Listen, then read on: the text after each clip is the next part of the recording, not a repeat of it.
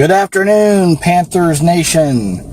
I say that because I'm wearing my Panthers jersey today because it's the Friday before the Super Bowl 50, and the Panthers are in it to win it. But that's not what I'm talking to you about today. I just left a closing, just picked up my sign. It's always a happy day when you have a closing. But I want to talk to you today about how I think the government is going to reinvigorate this economy.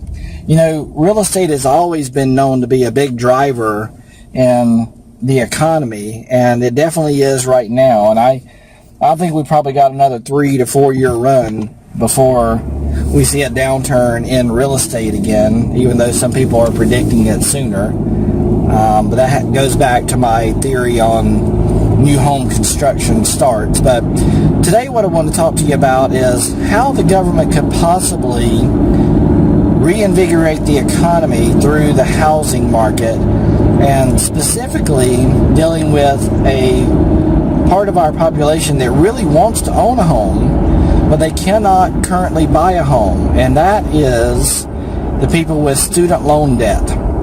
So here's my theory on what's going to happen, or what could happen. There's a lot of people out there that have student loan debt the student loan payments aren't necessarily large payments, but they're enough of a payment that it's messing up their debt to income ratio, and it's enough of a debt load that's messing up their debt to income ratio. So what could happen, the government tried to program the tax rebate program to reinvigorate the real estate market back in, I think it was 2010. Did great for about 6 months, and it fell apart because it wasn't really a true recovery in the real estate market.